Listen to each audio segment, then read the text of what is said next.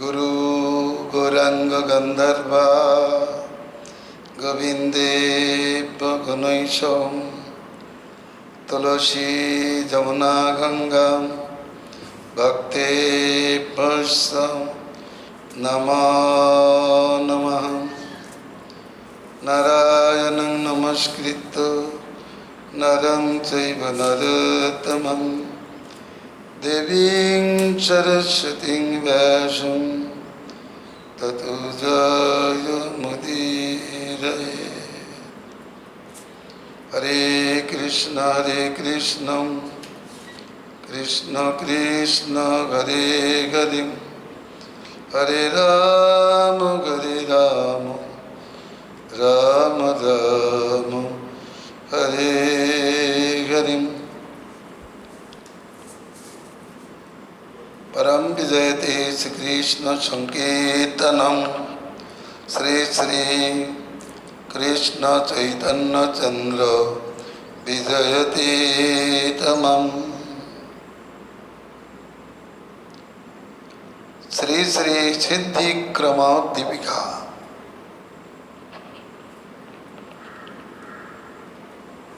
अतो तत्व विवेक भक्ति सिद्धि आलोच्य विषय। गतकल्लो गुरु पदाश्रय तत्सेवा सिद्धि विषय आलोचित হয়েছিল। परिचर्या प्रसंग सेवा द्वारा गुरुदेव प्रसन्न हইলে शिष्य के मंत्र रहस्य आदि प्रदान करिया থাকেন। अतएव मंत्र रहस्य प्राप्तिर जन्य तत्व विज्ञान लाभेर जन्य गुरुदेवेर अंतरंग भावे सेवा करा एकांत कर्तव्य। जेहेतु अंतरंग बिना नही अंतर प्रकाश, सेवा बिना नही अंतरंगेर विलास। भगवानी अपरोक्ष अनुभूतिशील वेदादि शास्त्रे अभिज्ञ विषय वासना मुक्त श्री गुरुदेवेर चरणाश्रय जीव धन्य हইয়া থাকে। শ্রীমদ্ ভাগবতে এইরূপ সদ্গুরুর লক্ষণ প্রকাশ করিয়াছেন। गुरु चरणाश्रय হইতে गुरुदेव स्निग्ध शिष्य के तत्व विवेक एवं भक्ति रहस्य उपदेश करिया থাকেন।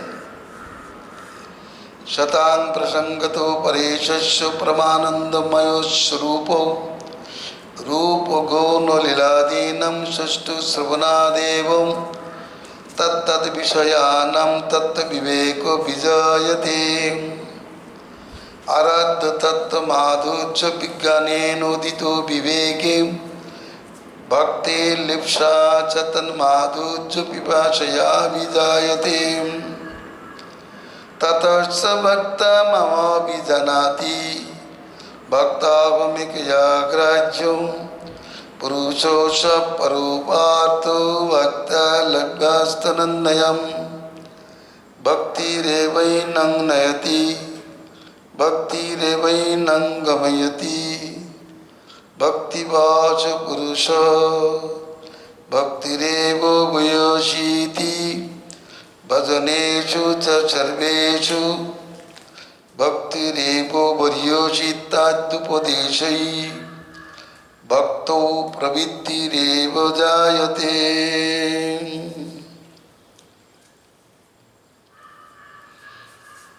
साधुदेव प्रकृष्ट संग हইতে परमेश्वरेर परमानंदमय स्वरूप रूप गुण लीलादि सुष्ठु श्रवण मनन हইতে সেই সেই স্বরূপাদির তত্ত্ব বিবেক উদিত হয়। তৎসঙ্গে আত্মস্বরূপের অভিজ্ঞান প্রকাশ পায়। आराध्य माधुर्यानुभूति क्रमे उदित विवेक साधके जार विवेक उदित হয়েছে এমন সাধকে भक्ति लिप्सा ও তার মাধুর্যাদি পিপাসা যোগী প্রবঞ্চিত হয়।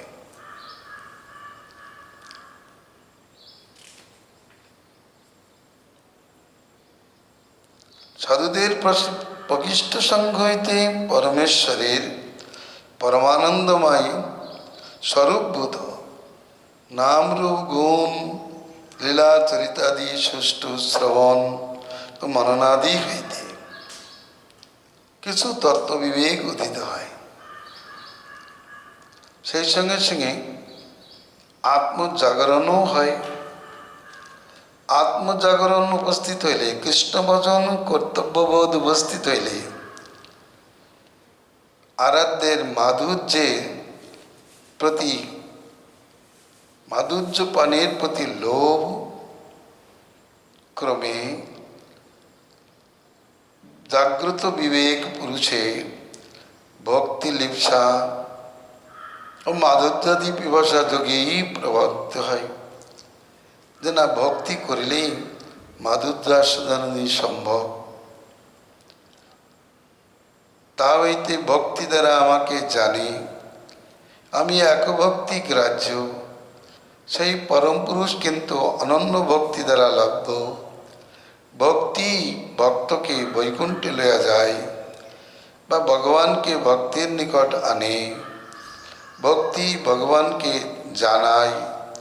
পুরুষ ভক্তিবশ, ভক্তি একমাত্র মহিষী ইত্যাদি উপদেশ হইতে ভক্তিতে প্রবৃত্তি জাত হয়।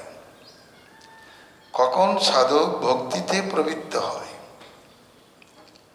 মহিমা জ্ঞান বিনা কোনো বিষয়ে মানুষের শ্রদ্ধা প্রবৃত্তি জাত হইতে পারে না। এই জন্য মহত্ব জ্ঞান থাকা চাই।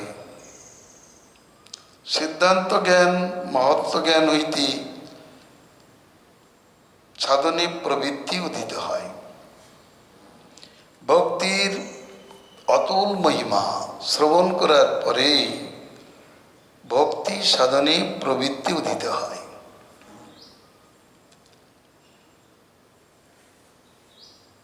ভগবানের অতুল মাধুর্যের কথা জীব স্বভাবতই মধুর প্রিয়। সংসারে সচরাচর প্রাকৃত বিষয় থেকেই মধুরতা লাভ করতে যে বিপর্যয় প্রাপ্ত হলেও সৌভাগ্যক্রমে যাদের ভগবান মাধুর্য আস্বাদনের পিপাসা জাগ্রত হয়, তা হওয়ার কারণই হচ্ছে ওই গুরু প্রসাদ। আর এই মাধুর্য পিপাসা উদিত হলে ভক্তি ধর্মে প্রবৃত্তি স্বতই উদিত হয়। কারণ ভক্তির দ্বারাই ভগবানকে লাভ করা যায়, তার মাধুর্য আস্বাদন করা যায়। এই জন্য ভক্তি ধর্মে প্রবৃত্তি হয়। আগে বলেছি, গুরুপাদ পদ্ম সন্নিধানে থাকিয়া তত্ত্বকথা শ্রবণের তত্ত্ব বিবেক উদিত হয়। তত্ত্ব বিবেক কি? দশধা তত্ত্ব বিবেক।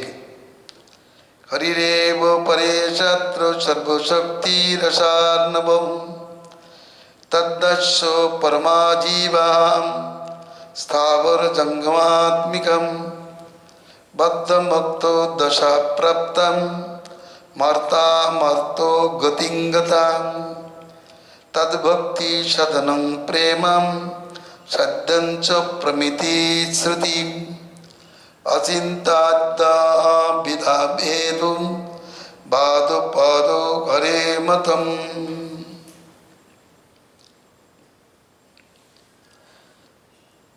শুশ্রূষু সাধকে বা মাধুর্য পিপাসু সাধকে, ভক্তি লিপ্সু সাধকে কর্মপন্থায় 10 প্রকার তত্ত্ব বিবেক উদিত হয়। তা এই হরি পরমেশ্বর, তিনি সর্বশক্তিমান, সর্বরসাশ্রয়, জীবগণ তার দাস। মুক্ত জীব হরি সেবা নিরত, তারা অচ্যুত, অর্থাৎ কখনো স্বরূপ ধর্ম থেকে চ্যুত হন না। মায়ামুক্তগণ জন্ম মৃত্যু জরা ব্যাধি খুদ পিপাসা রূপসর তরঙ্গ সংকুল সংসার সাগরে বাস করে।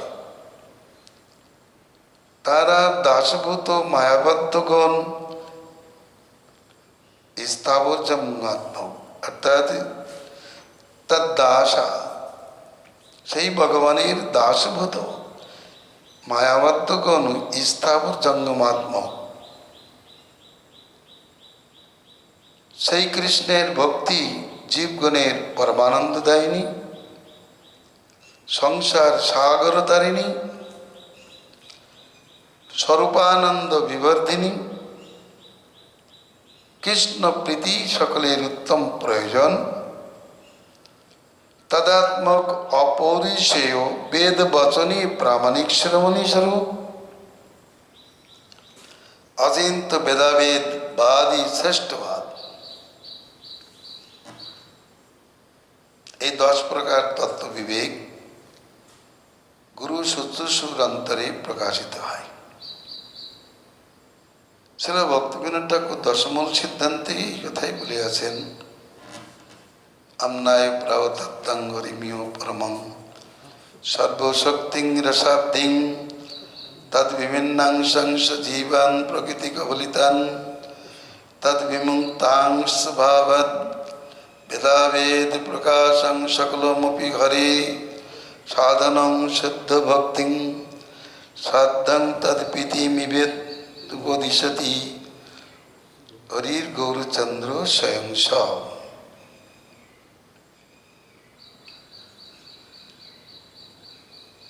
বেদ বেদ্য শত সিদ্ধ পরতত্ত্ব হরি সর্বশক্তিমান সর্বরসাব্দি বিহারী। মুক্তবদ্ধ ভেদে জীব বিভিন্নাংশে গণ্য ভেদাভেদ প্রকাশে তার দাস্য ধন্য। শুদ্ধ ভক্তি অবিদেহ সাধ্য তার প্রেম এই তত্ত্ব উপদেশ করে গৌরধাম। চৈতন্য চরিতামৃত পুঙ্খানুপুঙ্খরূপে আলোচনা করিলে আমরা এই 10টি তত্ত্বজ্ঞান লাভ করিতে পারি।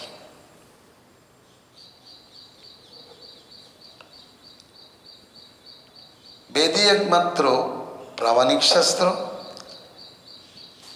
আর বেদ প্রমাণিত করে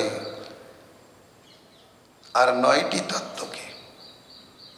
9টি তত্ত্ব হল শ্রীহরি পরতত্ত্ব, সর্বশক্তিমান, সর্বরসাশ্রয়, তারই বিভিন্নাংশ জীব, বদ্ধ মুক্ত ভেদে 2 প্রকার। বদ্ধগণ সংসারে ভ্রমণশীল, মুক্তগণ চিৎ জগতে সেবাপ্রায়ণ। জীব জগৎ ও ভগবানের মধ্যে যুগপৎ ভেদ এবং অভেদ সম্বন্ধ বর্তমান। শুদ্ধ ভক্তি সেই কৃষ্ণ পরমেশ্বর প্রাপ্তির একমাত্র উপায়। কৃষ্ণ প্রীতি প্রয়োজন। চৈতন্যদেব এই তত্ত্ব উপদেশ করিয়াছেন। সর্বজীব সর্বয়াত্মা কারণ কারণ শ্রী গোবিন্দ হয় সর্ব সম্বন্ধ নিদান। শক্তিরূপে সর্বদিকে নিবাস তাহার প্রাণ সম সর্বজীবে তার বিহার। সূত্রে মণিগণাইব সকলতা হাতে সম্বন্ধিত তাই কৃষ্ণ সম্বন্ধ সুরীতে। সূত্রে মণিগণের ন্যায় এই জীবজগৎ তার সহিত সম্বন্ধিত, তাই কৃষ্ণ হচ্ছে সম্বন্ধ। সেই কৃষ্ণ রস সিন্ধু রসিক শেখর রস কেলি বিনা তার কার্য নাহিয়ার। পদ্মপুরাণ পাতাল খণ্ডে মহাদেবকে বলেছেন, জগৎ কার্যাদি আমি কিচ্ছু করি না, আমি কেবল এই গোপ কবিদের প্রেমে মুগ্ধ হইয়া প্রেম রস কেলি করিয়া থাকি। তার শক্তি অংশ জীবী বিভূতিতে গণ্য, নিরুপাধিক স্বভাবে কৃষ্ণ দাস ধন্য। একটু বিশ্লেষণ করা হচ্ছে। বদ্ধ মুক্ত অবস্থাতে সাধনতা ভক্তি, ভক্তি বিনা তার নাই স্থিতি মুক্তি গতি। কৃষ্ণ প্রেম সর্বানন্দ দাম সুনিশ্চয়, অতএব প্রেম সাধ্য প্রয়োজনময়। বেদ সিন্ধু রত্ন রূপে এ তত্ত্ব প্রকাশ, তাই বেদ প্রামাণিক মুখ্য কহে ব্যাস। বেদ সিন্ধু সদৃশ, সেই সিন্ধু মন্থনে এই তত্ত্বের প্রকাশ হয়েছে। তার জন্য বেদই একমাত্র প্রামাণিক, মুখ্য প্রামাণিক গ্রন্থ। বেদব্যাস তাই বলেছেন, বেদা প্রমাণম। এই তো তত্ত্ব বিবেক নবনীত সম, ইয়াতে বিনষ্ট হয় যত তত্ত্ব ভ্রম। তত্র ব্রহ্ম অসৎ তৃষ্ণা অনর্থের ধাম, অসৎ তৃষ্ণা বসে অপরাধ অবিশ্রাম। হৃদয় দর্বল্য সঙ্গে করয়ে বিশ্রাম, তার সঙ্গে সিদ্ধ হয় জন্ম দুঃখ গ্রাম। তত্ত্ব বিবেক নবনীত সম। এই তত্ত্ব বিবেক শাস্ত্র সিন্ধু মন্থন হইতে উদিত হয়, তার নবনীত স্বরূপ পরম আস্বাদ্য। এর সেবনে তত্ত্বব্রহ্ম কেটে যায়। তত্ত্বব্রহ্ম অসৎ তৃষ্ণা এরা অনর্থের ধাম স্বরূপ, আর অসৎ তৃষ্ণা বসে জীব নিরন্তর অপরাধ পঙ্কে পতিত হয়। সেই সঙ্গে হৃদয় দৌর্বল্য অবশ্যই থাকে।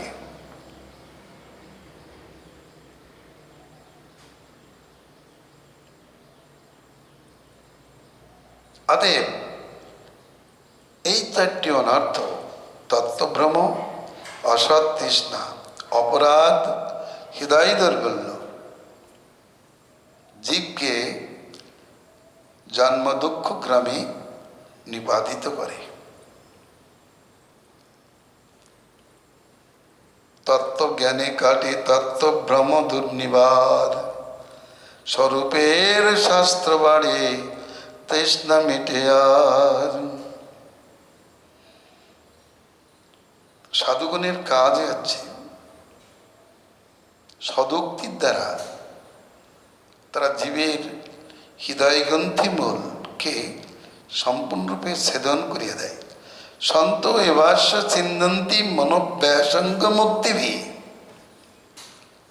মনোধর্মী জীবের যত প্রকার হৃদয়ের আবিলতা আছে, সেগুলি সব চতুর্বিধ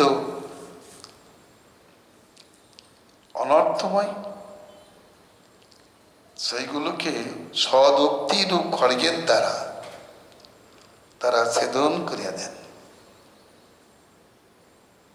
তত্ত্বজ্ঞানে কাটে তত্ত্বভ্রম দুর্নিবার, স্বরূপের শাস্ত্র বাড়ে তৃষ্ণা মিটে আর। অসৎ তৃষ্ণা থাকবে না।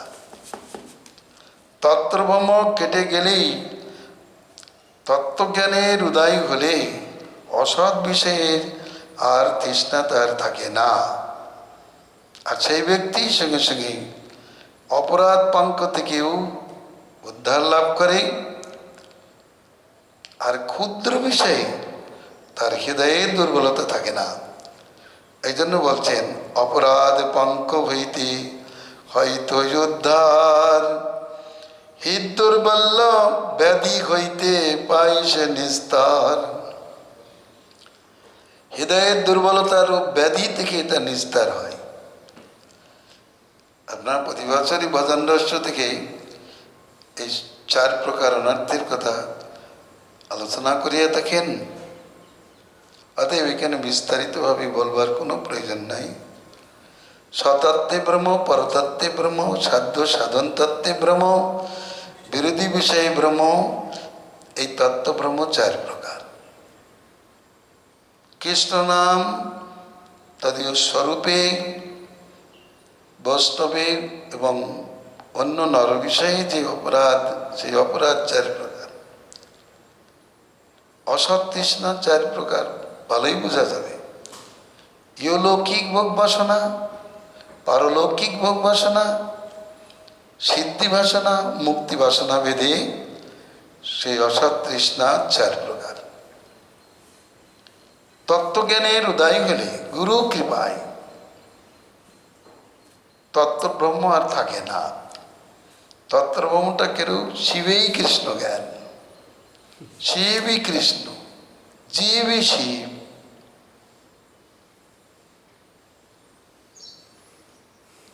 এইরূপ যে ব্রহ্ম, এই ব্রহ্ম আর থাকে না। সাধ্য সাধনেও ব্রহ্ম থাকে না।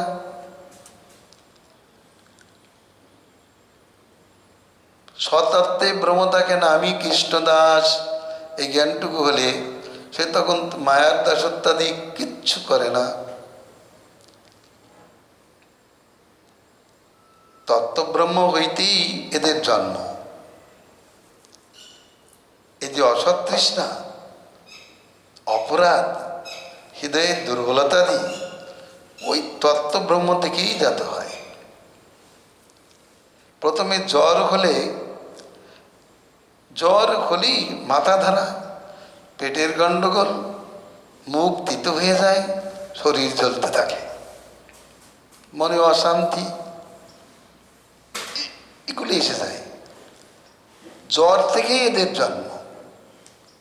এই যে অশান্তি উপসর্গাদি, এগুলো সবাই জ্বর থেকেই আসে।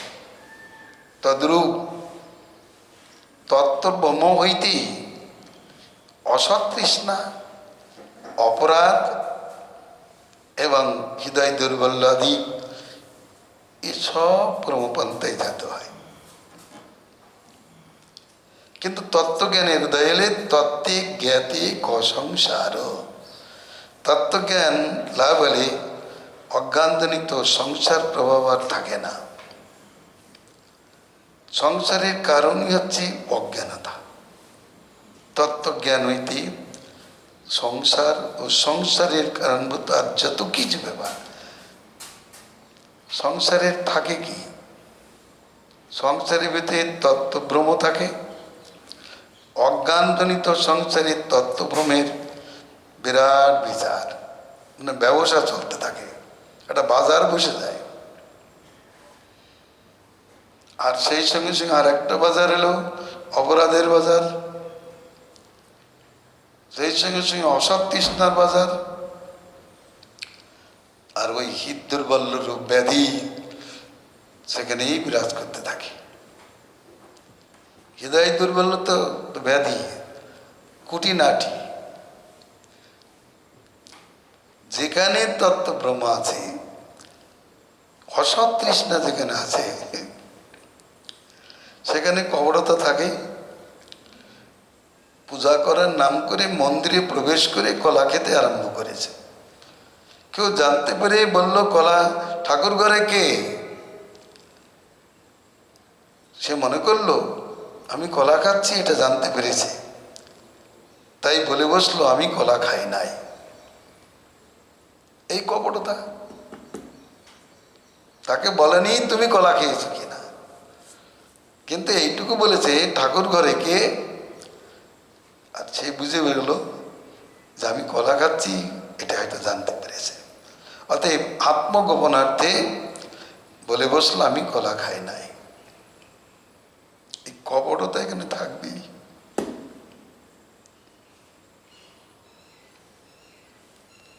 আর ওর সঙ্গে সঙ্গে আরো কিছু থাকে, থেকেই মাৎসর্য, পরশ্রী কাতরতা, সংসারে মাৎসর্য ভরা,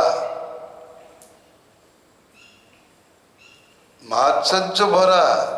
যে স্বামীকে ভালোবাসে সেই স্বামী যদি কোনো নারীর সঙ্গে কিছু কথা বলে, অমনি তার স্ত্রী তার প্রতি তেলবেগুন হয়ে ওঠে। আর চরিত্র খারাপ হলে তো সংসারে আগুন জ্বলতেই থাকে।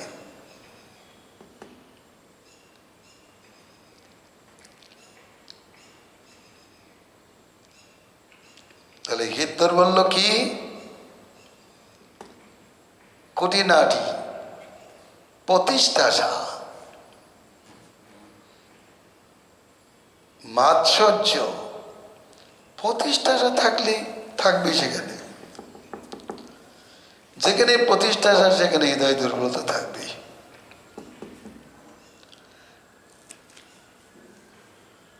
কোনো ব্যক্তি, যেমন এই মঠবাসীদের দেখা যায়, কোনো মঠে সে বিশেষ প্রসিদ্ধি লাভ করেছে, কিন্তু তার অনর্থ জেগে গেছে। গুরুদেব জানতে পেরে তাকে সেখান থেকে অন্য জায়গায় দেওয়ার প্রস্তাব দিতেই সেই ইনকার, সে নাকার করে দিল, সে সেখানে যাবে না। এর আগে বলেছিল গুরুদেব আপনি যা বলবেন আমি তাই করব, এখন আর বলতে পারছে না, কারণ সে তার প্রতিষ্ঠা এসে গেছে সেখানে, সেজন্য সেখান থেকে সে যেতে পারে না, উঠতে চায় না। তাহলে এইগুলি হৃদয় দুর্বলতা, এই অপরাধ, এগুলো তত্ত্বব্রহ্ম থাকলেই এগুলো আসে। আমার গুরু সেবা কর্তব্য, লোকের প্রশংসা ভাজন হওয়া তো আমার কর্তব্য নয়। এই জন্য এটা এইটুকু জানতে হবে, কিন্তু এটা আসে। আমি বলেছি জ্বরের সঙ্গে সঙ্গে মাথা ধরা আসে, পেটের গন্ডগোল আসে, মুখ তিতো হয়ে যায়, শরীর জ্বলতে থাকে, মনের অশান্তি এসে যায়, ও জ্বরের থেকে আসে। তখন এই তত্ত্বব্রহ্ম এসে গেলেই এইগুলি সব ধীরে ধীরে এসে রাজত্ব করতে থাকে।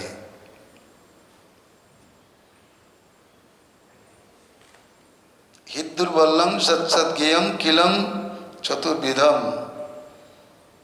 প্রতিষ্ঠাসা, মাৎসর্য, পরশ্রী কাতরতা, একটা মহাদোষ। এগুলি আসলে বৈষ্ণব অপরাধ তো হতেই থাকে। অপরাধের বিচার, তত্ত্বজ্ঞানের অপার হলে অপরাধের বিচার হয়। যেমন শিবাদি দেবতাকে কৃষ্ণের সঙ্গে সমান জ্ঞান করা, সামান্য জ্ঞান করে সাধু বৈষ্ণবের নিন্দাদি ইত্যাদি প্রকার, শ্রুতিশাস্ত্রের নিন্দা, নাম বলে পাপ বুদ্ধি ইত্যাদি অপরাধগুলি চলতেই থাকে। অন্য ধ্যান থাকায় নামে মন থাকে না, অতএব নাম কীর্তনে অপরাধ অবশ্যম্ভাবী। এগুলো কেন? অন্য ধ্যান কখন আসে? যখন মানুষ অন্য ধ্যান তার প্রতি আকৃষ্টে আসলে হয়। বাড়িতে দেখা যাচ্ছে যে বিষয় থাকতো, পরের বিষয়ের প্রতি আকৃষ্টি কেন? এটাই তো দোষ, এটা অজ্ঞানতা। আমার নয় এই বোধটুকু নাই, ওইটা প্রাপ্তির জন্য তার অভিলাষ, লোভ, লৌলু ও অপরাধের মধ্যে এসে যায়। ওগুলো হৃদয়ের দুর্বলতা বৃদ্ধি করে। যাই হোক, হৃদয়বল্ল ব্যাধি এসে উপস্থিত হয়। আর এই তত্ত্বজ্ঞান হলে এগুলো নিস্তার পায়। বিরূপ পিশাচ তবে ছাড়িয়ত পর, তবে যায় নিজ দাম মায়া পরপার। ভক্তি বিবেক, শৈব্য পরমেশ প্রতি শ্রেষ্ঠ অনুরক্তি, তত্ত্বদর্শী ঋষিগণ তারে কয়ে ভক্তি। পরমেশ্বরের প্রতি যে শ্রেষ্ঠ অনুরাগ, যে অনুরাগ আর সংসারে কোথাও নেই।